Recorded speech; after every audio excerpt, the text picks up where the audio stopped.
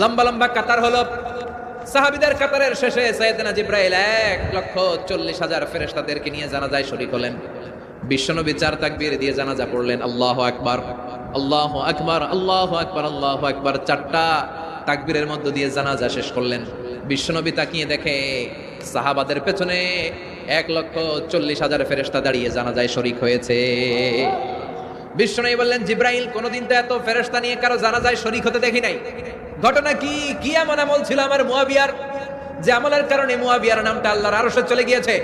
উঠতে বসতে চলতে ফিরতে সব সময় আপনার এই সাহাবী পড়তে থাকতো, কুল হুয়াল্লাহু আহাদ, আল্লাহুস সামাদ, লাম ইয়ালিদ ওয়া লাম ইউলাদ ওয়া লাম ইয়াকুল লাহু কুফুয়ান আহাদ। পড়েন সুবহান।